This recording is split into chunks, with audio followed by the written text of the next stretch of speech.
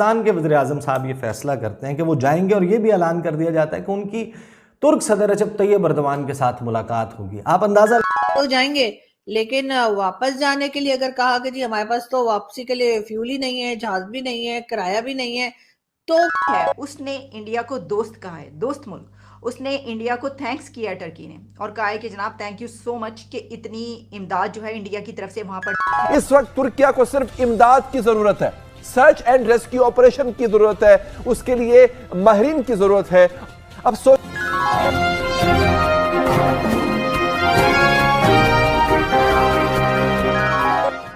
नमस्कार दोस्तों, welcome to over channel.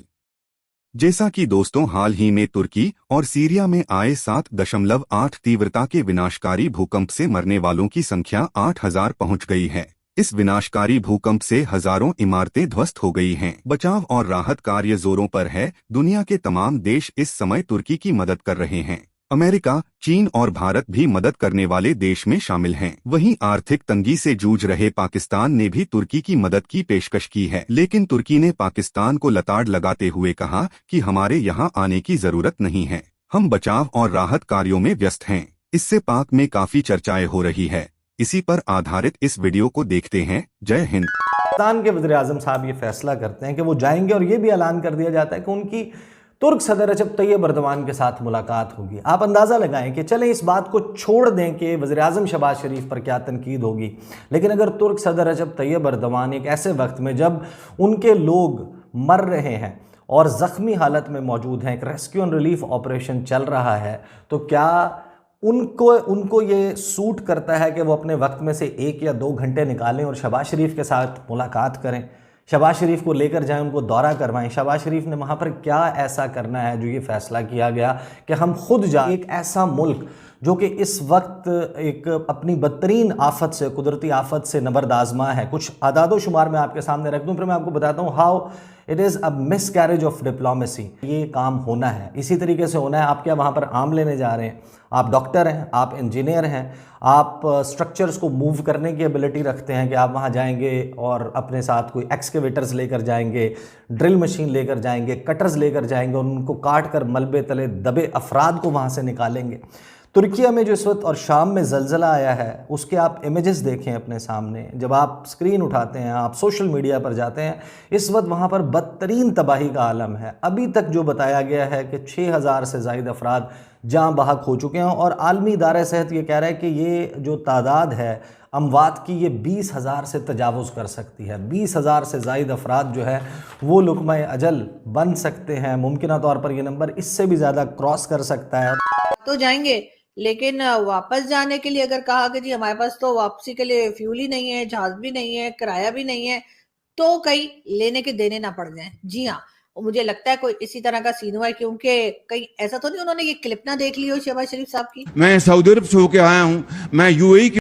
इसी की वजह से मुझे लगता है कि वो जो टर्की के प्रेसिडेंट हैं उन्होंने जो है वो शहबाज शरीफ साहब को मना कर दिया कि भाई आप ना ही आए तो बेहतर है, इसलिए कि आप आएंगे तो और ऐसा ना हो कि हमें लेने के देने पड़ जाए, बल्कि जो फंड उन्हें आया है ऐसा ना हो उसमें से भी कुछ लेकर आ जाए। शायद हो सकता है एक रीजन ये भी। जो टर्की है उसने इंडिया को दोस्त कहा है, दोस्त मुल्क। उसने इंडिया को थैंक्स किया टर्की ने और कहा है कि जनाब थैंक यू सो मच कि इतनी इमदाद जो है इंडिया की तरफ से वहाँ पर जा रही है और इंडिया हमारा एक बहुत ज़बरदस्त दोस्त है।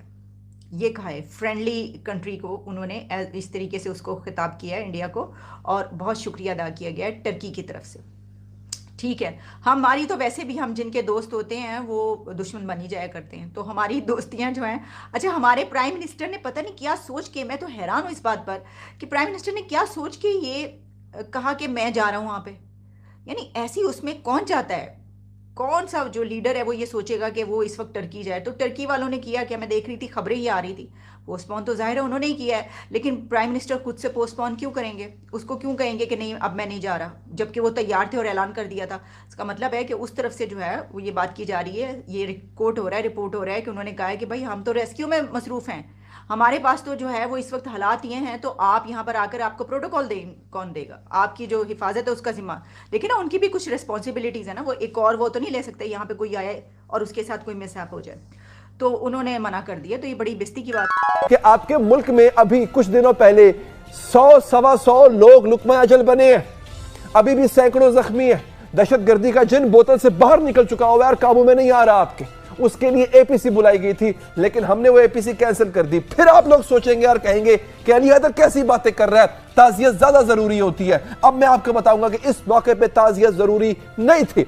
इस वक्त तुर्किया को सिर्फ इमदाद की जरूरत है, सर्च एंड रेस्क्यू ऑपरेशन की जरूरत है, उसके लिए माहिरीन की जरूरत है। अब सोचने की बात है कि सिर्फ ताज़ियत के लिए शहबाज शरीफ वहां जाएंगे तो होगा क्या? होगा यह कि तुर्क इंतजामिया को उनके लिए प्रोटोकॉल लगवाना पड़ेगा, क्योंकि वो वजीर आजम है एक मुल्क के, सिक्योरिटी देनी पड़ेगी, अपने वसाइल उनको देने पड़ेंगे, और इस वक्त खुद मुश्किल में है। उन पर यह इजाफी जिम्मेदारी डालने की इस वक्त जरूरत नहीं थी। अक्सर फौतीदगी वाले घर, जिस घर में कोई फौत हुआ हो, हम कोशिश करते हैं वहां पर अगर जाएं तो कम से कम उनको मेहमान नवाजी ना करनी पड़े हमारे, क्योंकि वो पहले ही हालत गम में, और यही हाल इस वक्त तुर्किया का है। दोस्त ममालिक के सरबराहों से मुलाकात करना, इनके नुकसान पर अफसोस करना, ये रिवायत अच्छी होती है, लेकिन अभी वो अपने नुकसान से निपटने में मसरूफ है। कुछ दिन गुजर जाने दीजिए, इस वक्त जाकर ताज़ियत गैर जरूरी है। और ये भी सोचने की बात है कि जो वजीर आजम जगह जगह जाकर पैसे मांगते हैं और IMF के कहने पर नाक से लकीरें निकालते हैं, वो इस दौरे पर अपने वसाइल ज़ाया क्यों कर रहे हैं?